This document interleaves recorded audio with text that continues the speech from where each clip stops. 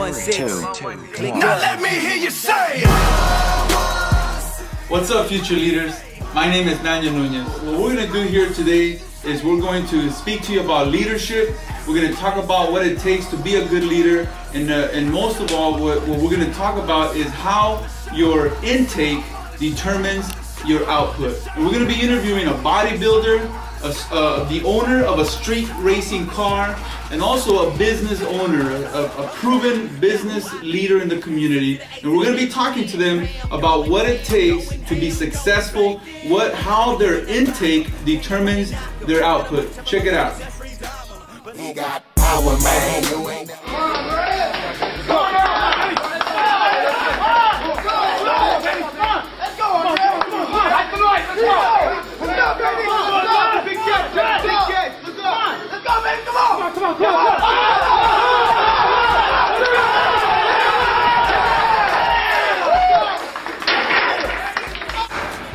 Alright guys, so we're here with Andres Zepeda. He's a junior here at Cesar Chavez High School. Why don't you tell the students some secrets, man, some things that it takes to keep a healthy body? Alright, look, to keep a healthy body, you gotta stay away from all the junk, like hot Cheetos, you know, all those junk. I'm not gonna say I don't eat them, you know, but I limit myself to them, you know. Soda, big major, you know, you can't have none of that stuff, because that's what really messes up your body. You gotta have a lot of protein in you, you know. In order to have a strong body, you need a lot of protein. So Andres, obviously you're a leader right here on the Chavez football team, man. You're one of the biggest guys in the weight room, and you have a good game out there on the football field. So tell me what it takes to be a good leader to the rest of your football players right here. What kind of qualities does it take? Well, you know, to be a good leader, you need dedication, you know, you need to be committed. That's what really takes it, you know. You gotta be here every day, you know, you gotta motivate other players, you gotta be up to the challenge to be able to lead, and you know, it's like whatever qualities you put into being a leader, that's what's gonna come out, you know. If I'm like a sloppy leader that just lays and doesn't like motivate my teammates, that's what's gonna happen on Friday Night Lights, you know. But if I motivate them, you know, make them work hard, they're gonna want that lead and they're gonna strive to get that victory, and that's what it takes.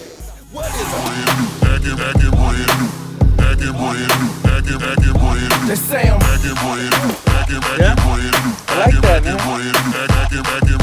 You know I'm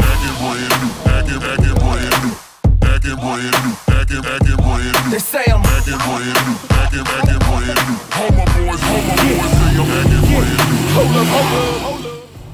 What's up, young people? I know you're right now just right there listening to everything that people are saying. We're talking about, you know, your intake is going to determine your output.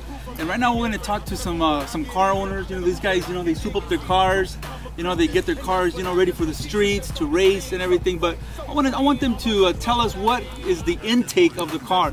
What does it take to make this machine right here be the fastest, the strongest on the street? Your intake determines your output.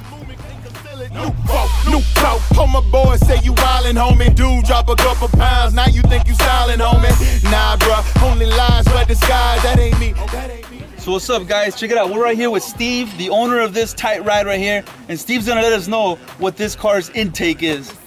So one of the first things I did to this car was I put an intake on it, and it certainly helps. It really flows up the airflow to the turbo for sure.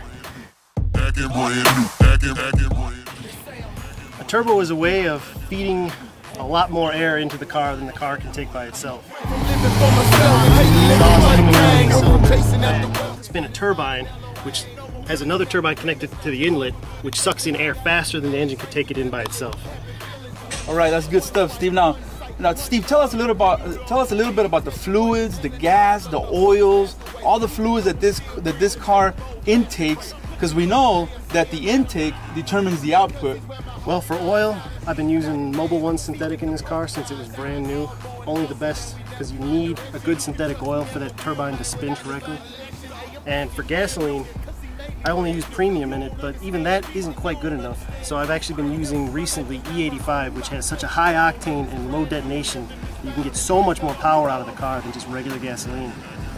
Only the best for this thing. Wow, so you're telling me right here that if you downgrade to, like, you know, cheaper oil, cheaper fluids, cheaper gas, it will affect the output, right? Oh yes, a lot. Well, if you use a cheap oil, it's probably going to bake inside the turbo, and the turbo is going to need a rebuild way earlier than it normally would be. For cheap gas, it's hard to run high boost and a lot of power and timing on this car if you're using cheap gas because it detonates so early.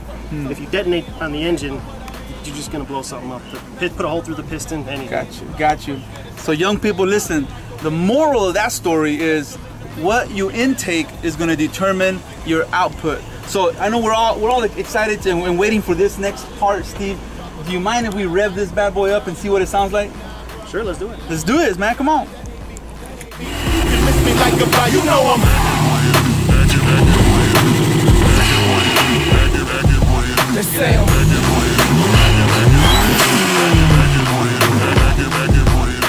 All right, so we have seen what the intake of a bodybuilder is. We've seen what the intake of the street car is.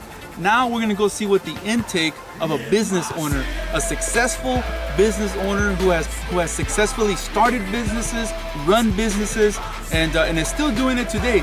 So come on, let's go see what the intake of a business leader in the community is. Come on. What's up, guys? We're here with Bob Barbie, proven leader in the community, business owner, and he has a lot to share with you today on how you can become a successful leader in the future. Who created the stars, planets like ours? But I believed that I could succeed if I was willing to work harder than anyone else. So that was kind of my motto, Juan. As I started my business career, I just assumed that even though I didn't have a college education, I could work and get what I wanted that way. And that's what I did. If my peers would work 8 hours, I'd work 10. If they'd work 10 hours, I'd work 12. If they'd work 6 days a week, I'd work 7.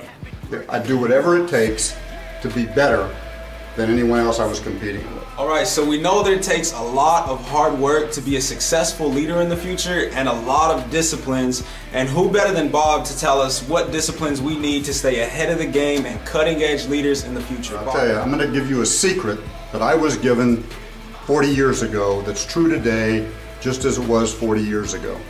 A friend of mine who was my mentor told me the success or failure of any business is more determined by the mental attitude than by the mental capacity.